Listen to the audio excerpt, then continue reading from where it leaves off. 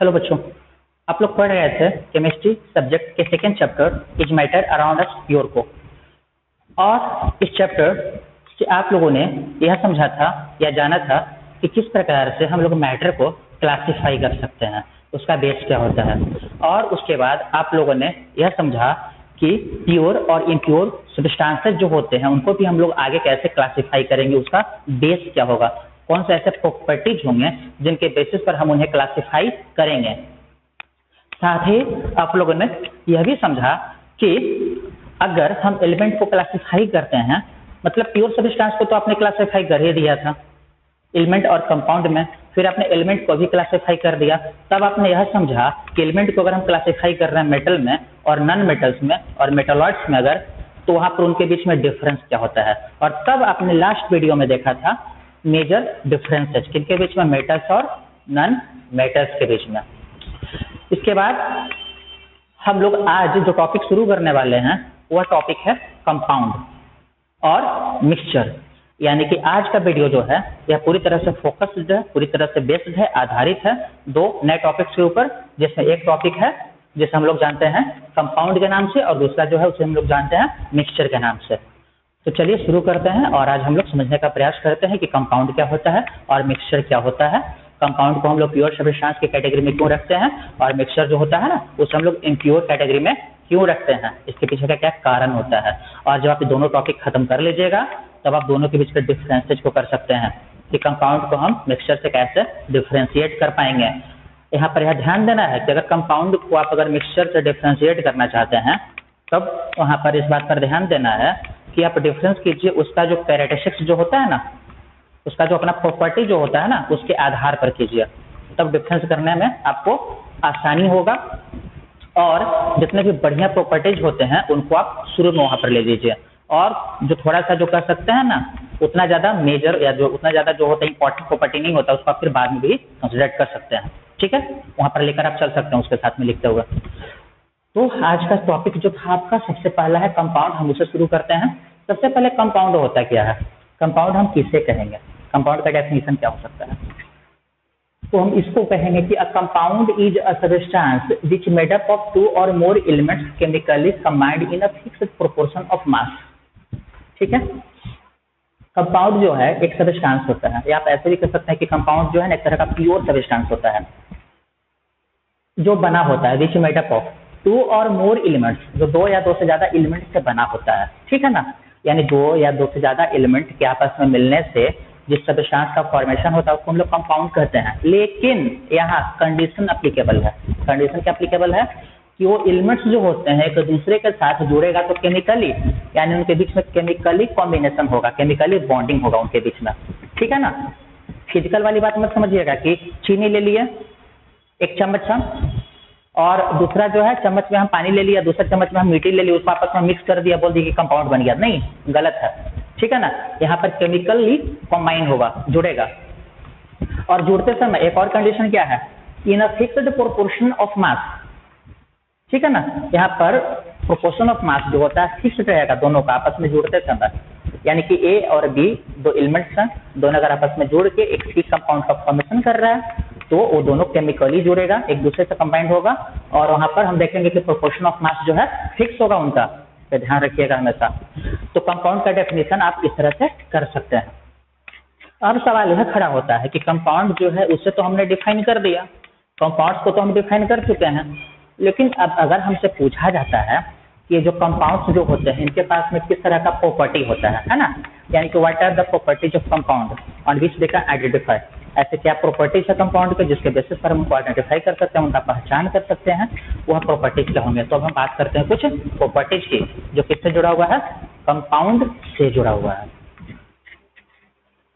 तो यहाँ पर आपको दिया गया है, सबसे पहले एक पॉइंट दिया गया है कि compound is classified into 3 classes. अब देखिए हमारे आसपास में जितने भी तरह के कंपाउंड्स पाए जाते हैं ना उन सबको 3 क्लासेज में बांट दिया गया है। प्रॉपर्टीज के पहले थोड़ा सा एक पॉइंट और इसमें आपको जोड़ दिया गया है, वो भी सुन लीजिएगा। जितने भी कंपाउंड्स पाए जाते हैं उनको 3 क्लासेज में बांट दिया गया है। ठीक है, वो 3 क्लासेज में भी बांटा गया है, तो इस आधार पर कि उन कंपाउंड्स के साथ में क्या फिजिकल प्रॉपर्टी है और क्या केमिकल प्रॉपर्टी है उस आधार पर बांटा गया है। तो यहाँ पर तीनों क्लासेस जो है उसमें सबसे पहला एसिड है, दूसरा बेस है और तीसरा सॉल्ट है। ठीक है, यानी कि हम कह सकते हैं कि on the basis of the properties compounds can be classified into 3 different classes. The first one is acids, second one basis हो जाएगा और थर्ड वन इज क्या हो जाएगा, सॉल्ट। ठीक है, यानी कि एसिड, बेस और सॉल्ट सब के पास अपना अपना प्रॉपर्टी होता है। अब ये एसिड बेस सॉल्ट क्या होता है, ये तो आपने पहले से 7th में पढ़ा है, थोड़ा सा दिमाग में होगा, नहीं तो फिर 10th क्लास में आप जाइएगा तो इसके बारे में पढ़िएगा, पूरा चैप्टर ही आपका केमिस्ट्री में, क्योंकि वहाँ तो आपको केमिकल प्रॉपर्टी पढ़ना है ना। आप तो फिजिकल प्रॉपर्टी यहाँ पढ़ रहे हैं, वहाँ तो आपको केमिकल प्रॉपर्टी पढ़ना है पूरा, तो आपको वहाँ पर मिलेगा, इसके बारे में डीपली जानकारी मिलेगा। बस इतना याद रखिएगा कि कंपाउंड का ये 3 अलग अलग क्लास हो सकता है। आगे आपको दिया गया है कि compound can not be decompose in their constituent या फिर कंपोनेंट्स बाय फिजिकल मेथड। अगर हम फिजिकल मेथड अप्लाई करके चाहें कि कंपाउंड्स को हम तोड़ दें जिनसे वो बना हुआ है, उसमें ये मुश्किल चीज़ है, समझ गए। यहाँ पर इतना ज़्यादा आपको आसान नहीं है कि आप उसको तोड़ के अलग कर दीजिएगा फिजिकल मेथड के द्वारा। वहाँ पर आपको जो है कुछ न कुछ केमिकल मेथड अप्लाई करना पड़ेगा, इसको ध्यान में रखिएगा। इसके बाद आपको दिया गया है the properties of compound are entirely different from those of its constituent element. मतलब साफ है कि कंपाउंड का प्रॉपर्टी जो होता है ना, उनके कॉन्स्टिट्यूएंट एलिमेंट यानी कि जिससे वह बना हुआ है ना, उससे अलग होता है। कैसे अलग होता है? अब आप सोचिए कि हाइड्रोजन और ऑक्सीजन 2 अलग एलिमेंट है, दोनों मिलकर के क्या बना रहा है, वाटर बना रहा है आपस में मिलकर के। हाइड्रोजन यहाँ पर जो होता है ना, उसके साथ में क्या देखते हैं कि हाइड्रोजन जो है ये बहुत ही ज्यादा हम कह सकते हैं कि ज्वलनशील है, ठीक है। और ऑक्सीजन जो होता है वह जलने में मदद करता है। ऑक्सीजन को हम क्या बोलते हैं, सपोर्टर ऑफ कम्बसन। तो हाइड्रोजन बहुत ज्यादा जलने वाला है, ऑक्सीजन जो होता है ना वह जलने में मदद करने वाला होता है, और जब ये दोनों मिल जाता है तब बनाता है पानी, वाटर, जो आग को बुझा देता है। अब सोचिए कि जलने वाला मदद करने वाला जलने में, और दोनों मिलकर बना दिया बुझाने वाला, तो केमिकल प्रॉपर्टी तो बदल गया ना उसका पूरा, या उसका ये जो प्रॉपर्टी आप जो उसका देख रहे थे अपना जो था पहले से एलिमेंट्स का हाइड्रोजन ऑक्सीजन का, वो तो बदल गया ना उसका कंप्लीटली। यानी किसी और प्रॉपर्टी के साथ था, अब वो किसी और प्रॉपर्टी के साथ है, यानी प्रॉपर्टी चेंज हो जाता है, बदल जाता है, इसको ध्यान रखिएगा। इसके बाद आगे आपको दिया गया है energy is usually either given out or observed during the preparation of compound. Compound को बनाते समय या तो एनर्जी ऑब्जर्व होता है, लगता है दोनों को कंबाइंड होने में, नहीं तो एनर्जी बाहर निकलता है, ठीक है ना, या तो एनर्जी बाहर निकलता है। अगर हम हीट के रूप में कंसिडर करें कि कंपाउंड के फॉर्मेशन के समय में हीट एनर्जी ऑब्जर्व हो रहा है, अगर हम उसके रूप में कहें कि हीट एनर्जी बाहर रिलीज हो रहा है, तो उसको हम लोग फिर इंडोथर्मिक और एक्सोथर्मिक बोलते हैं। ये सब आपको 10th में पढ़ना है ना। यानी कि अगर कंपाउंड्स का फॉर्मेशन होगा ना, तो हम क्या देखेंगे कि एनर्जी जो होता है ऑब्जर्व होता है या फिर वहां पर रिलीज होता है। ये आप मिक्सचर के साथ में नहीं देखिएगा, याद रखिए इस चीज को। मान लेते हैं कि आपको यहाँ पर जो है ना पानी में चीनी को घोल के आपको शरबत बनाना है, तो थोड़ा वहाँ पर ऐसा कुछ आपके साथ करना है, या आपके साथ वैसा कुछ होने वाला है, यानी कि वहाँ पर इस तरह का सिचुएशन नहीं बनने वाला है, ठीक है। आगे आपको दिया गया है यहाँ पर the composition of a compound is fixed. Composition जो होता है कंपाउंड का ना, वो फिक्स्ड होता है, निश्चित होता है, ठीक है ना। वो आपने पहले भी सुन रखा था डेफिनेशन में भी। यहाँ पर the constituents are present in fixed proportion of mass, तो ये तो आपने पहले से सुन रखा था डेफिनेशन में ही कि जब यहाँ पर एडिशन होगा, जब जुड़ेगा एक से ज्यादा एलिमेंट, 2 या 2 से ज्यादा एलिमेंट, तो जुड़ते समय पर फिक्स रहेगा, बिल्कुल निश्चित रहेगा उनका आपस में जो होता है, संयोग जो बनता है इसको। इसके बाद देखते हैं कि कंपाउंड जो है ना, इसका फिक्स होता है मेल्टिंग पॉइंट और बॉइलिंग पॉइंट। कंपाउंड जो होता है उनका मेल्टिंग पॉइंट और बॉइलिंग पॉइंट फिक्स होगा, ठीक है ना। इसलिए फिक्स होगा क्योंकि वो प्योर में जाते हैं, ठीक है, प्योर में जाते हैं, इसलिए उनका फिक्स होगा, निश्चित होगा। कि कोई एक कंपाउंड है, मान लेते हैं एक्स, वो मान लेते हैं कि 1500 डिग्री सेल्सियस पर वो मान लेते हैं कि क्या मेल्ट हो जा रहा है, तो उसका फिक्स है, उसका अपना उतना पर हो जाएगा वो। अ compound is a homogeneous substance. Compound जो होता है इसको हम लोग होमोजेनियस सब्सटेंस के रूप में भी कंसिडर कर सकते हैं, ठीक है, कर सकते हैं, याद रखिएगा इस चीज को, ठीक है। एक अलग प्रॉपर्टी आपको जोड़ दिया गया है। ऐसा तो इस प्रॉपर्टी को हम लोग देखते हैं किसके साथ, मिक्सचर के साथ देखते हैं, बट यहाँ भी दे दिया गया है। यानी कि यूनिफॉर्मली जो है ना, यूनिफॉर्मली एक समान रूप से उसके जो कॉन्स्टिट्यूएंट जो कंपोनेंट्स होंगे ना, एक दूसरे के साथ मिक्स रहेंगे, हर एक पार्ट हर एक हिस्से में, उस पूरे के हर एक पार्ट हर एक हिस्से में बराबर रूप से शामिल रहेंगे एक दूसरे के साथ। तो ये तो बातें हो गई यहाँ तक कंपाउंड की, यानी कि यहाँ तक आपने कंपाउंड का डेफिनेशन देख लिया, उससे रिलेटेड आपने प्रॉपर्टीज को देख लिया। तो डेफिनेशन के बाद आपने क्या क्या देखा था, पहले तो आपने देखा कि कंपाउंड को क्लासिफाई कर सकते हैं 3 क्लासेज में, एसिड्स, बेसेस या सॉल्ट है, ठीक है, प्रॉपर्टीज के आधार पर हो जाएगा। फिजिकल केमिकल दोनों प्रॉपर्टी ले लीजिए। फिर आपने देखा उससे रिलेटेड कुछ प्रॉपर्टीज को, जैसे कंपाउंड जो उसको हम लोग यहाँ पर डिकम्पोज फिजिकल प्रोसेस से नहीं कर सकते हैं, उनके कॉन्स्टिट्यूएंट्स जो होते हैं उसमें। कंपाउंड जो होता है उसमें हम क्या देख रहे हैं कि प्रॉपर्टी जो होता है मतलब कि जिससे वो बन रहा था, है ना, जिससे फॉर्मेशन हो रहा था कंपाउंड का, उसका प्रॉपर्टी जो है अब नहीं पाया जाता है किसके साथ, उस कंपाउंड के साथ। कंपाउंड का प्रॉपर्टी अलग हो जाएगा। बिल्कुल, वो आपने देख लिया, मैंने एग्जांपल दिया था अभी वाटर का, जिसका फॉर्मेशन हाइड्रोजन और ऑक्सीजन से हो रहा था। इसके बाद यहाँ पर एनर्जी या तो ऑब्जॉर्व होगा या रिलीज होगा। इसके बाद आपने क्या सुना कि कॉम्पोजिशन फिक्स होता है, ये तो रिपीट हो चुका है। और कंपाउंड के पास में फिक्स मेल्टिंग और बॉइलिंग पॉइंट होता है। यानी कि इस प्रकार से कंपाउंड्स जो होते हैं अपने साथ में कुछ स्पेशल प्रॉपर्टीज को रखते हैं, और इन्हीं प्रॉपर्टीज के बेसिस पर हम कंपाउंड को डिफाइन भी कर सकते हैं, या जितने भी तरह के सब्सटेंसेस पाए जाते हैं उनमें से हम अलग करके उसको कंपाउंड के रूप में एक अलग क्लास में रख भी सकते हैं। ठीक है, अब इसके बाद हम यहाँ पर बात करने वाले हैं मिक्सचर की। ये मिक्सचर क्या होता है? मिक्सचर क्या है? A mixture is a substance which consist of two or more element or compound not chemically combined together. ठीक है, मिक्सचर जो है ना, यह तरह का सब्सटेंस है, यह तरह का इम्प्योर सब्सटेंस हम इसको बोलेंगे, जिसमें शामिल हो सकता है या होता है दो या दो से ज्यादा एलिमेंट या कंपाउंड। यानी कि एक ऐसा सब्सटेंस जो इम्प्योर होता है, जिसमें शामिल होता है दो या उससे ज्यादा एलिमेंट या कंपाउंड, और वो आपस में जुड़ा नहीं रहता है केमिकली। ठीक है ना, केमिकली वो एक दूसरे से कंबाइंड नहीं होते हैं। जैसे कि आप बना रहे हैं वाटर सोल्यूशन, सॉरी आप बना रहे हैं water sugar solution, water salt solution. तो वाटर और सॉल्ट सोल्यूशन जब तैयार करते हैं तो क्या करते हैं, पानी में ले करके जो है चीनी को या नमक को घोल देते हैं। तो वहाँ पर केमिकली जो है वहाँ पर जो है कॉम्बिनेशन दोनों के बीच में नहीं हो रहा है, और फिजिकल रूप से हम कह सकते हैं कि दोनों एक दूसरे से क्या हुआ, ऐड हो गया, एक दूसरे में मिक्स हो गया है, लेकिन केमिकल कॉम्बिनेशन वहाँ पे नहीं हो रहा है, इसको ध्यान रखिएगा। अब यहाँ पर अगर हम मिक्सचर्स जो होते हैं, जैसे कि हमारे आसपास में तो बहुत सारे मिक्सचर्स पाए जा रहे हैं, मान लेते हैं अगर हम उन मिक्सचर्स को भी क्लासिफाई करना चाहें, क्लासिफिकेशन तो जरूरी है ना। मिक्सचर को अगर आप क्लासिफाई करना चाहोगे तो मिक्सचर को क्लासिफाई करने के लिए आपको यहाँ पर देखना पड़ेगा कि उनका अपना प्रॉपर्टी क्या है ना। और उसी प्रॉपर्टी के बेसिस पर आप देखोगे कि कुछ मिक्सचर्स के पास प्रॉपर्टी होगा, कुछ के पास प्रॉपर्टी नहीं होगा, उसके पास कोई और प्रॉपर्टी होगा। तो उन प्रॉपर्टीज के बेसिस पर आप उसको क्या करोगे, आप उसको क्लासिफाई कर दोगे, आप उसको अलग कर दोगे, है ना। तो यहाँ पर इस तरह से मिक्सचर्स का दो क्लास बनता है, एक जो है होमोजेनियस में जाता है और दूसरा जाता है हेट्रोजेनियस में जाता है। ठीक है, तो यहाँ तक पहुंचे उसके पहले एक दो पॉइंट आपको दिया गया है कि all the solutions are mixture.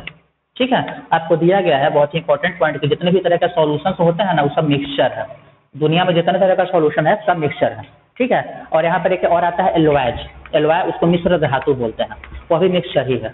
ठीक है, एक से ज्यादा मेटल्स जो होते हैं और कुछ उसमें नॉन मेटल भी शामिल हो सकते हैं, जैसे कार्बन भी होता है कुछ सिचुएशन में, ये मिलकर के एल्वाय का फॉर्मेशन करते हैं। और एल्वाइज के पास में प्रॉपर्टी अलग होता है उनके, मतलब कि जो होते हैं ना, जैसे मान लेते हैं कि हमको एल्वाय यूज करना है तो एल्वाय हम क्यों यूज करेंगे, उसका प्रॉपर्टी अलग होता है किससे, जो उसमें शामिल है। ठीक है ना, उसमें जो शामिल है कॉन्स्टिट्यूएंट मेटल, उसका प्रॉपर्टी अलग होगा। क्यों? क्योंकि उसमें वो अकेला नहीं है ना, उसको अकेला नहीं, उसके साथ और भी कुछ है मेटल या नॉन मेटल शामिल है। यहाँ तो सारा प्रॉपर्टी एक साथ आ जाता है ना, इसलिए प्रॉपर्टी अलग होता है। आगे आपको दिया गया कि the various substances present in a mixture called constituents of mixture, यानी कि विभिन्न प्रकार का सब्सटेंस जो किसी एक मिक्सचर में पाया जाता है उसको हम कहते हैं कॉन्स्टिट्यूएंट्स ऑफ मिक्सचर के नाम से उसे हम जानते हैं। अब यहाँ पर टाइप्स ऑफ मिक्सचर में हम देख लेते हैं। सबसे पहला homogeneous mixture, those mixture in which substances are completely mixed together and from one other. यहाँ पर हम क्या देख रहे हैं, वैसे मिक्सचर। यहाँ पर आपको दिया गया है कि मिक्सचर वो सब्सटेंस होता है जिसमें सब्सटेंस जो होता है दूसरे से कंप्लीटली मिक्स्ड होता है ना।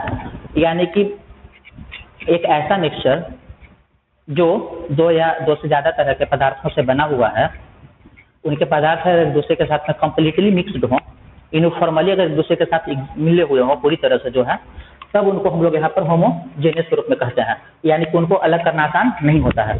ठीक है ना, उनको अलग करना आसान नहीं है। मतलब साफ है कि होमोजेनियस मिक्सचर को हम लोग हिंदी में जानते हैं समांगी मिश्रण के नाम से, समांगी मिश्रण इसको कहते हैं। अगर होमोजेनियस मिक्सचर का फॉर्मेशन दो अगर मान लेते हैं तरह के कंपाउंड से हुआ है, तो इसका मतलब निकलता है कि दोनों कंपाउंड एक दूसरे से इस तरह से घुला मिला हुआ रहेगा, इधर से इस तरह से कंबाइंड रहेगा कि उनको अलग करना यहाँ पर जो है इतना आसान नहीं होगा कि उसको हम कह सकते हैं कि नहीं उसमें से एक अलग है दूसरा अलग दिखाई पड़ा, नहीं वो अलग सेपरेट आसानी से आपको नहीं होता हुआ दिखेगा। ठीक है, इसके अलावा आप वहाँ पर क्या देख सकते हैं कि उसके हर एक हिस्से में, जैसे कि आपको मैं एक एग्जांपल से सहारे समझा देता हूँ। एक गिलास में पानी ले लीजिए, उस पानी में एक चम्मच चीनी लेकर उसको पूरा घोल लीजिए या नमक लेकर उसको अच्छे से मिला लीजिए पूरा। जब पूरा मिक्स हो जाएगा तो आपको नमक जो है उसका आपको पार्टिकल दिखाई नहीं पड़ेगा अलग, यानी कि वो पूरी तरह से मिक्स हो चुका है एक दूसरे के साथ, वाटर और सॉल्ट जो है ना मिक्स हो चुका है, होमोजेनियस में वो चला गया, वो होमोजेनियस मिक्सचर है, इसको ध्यान रखिएगा, ठीक है ना।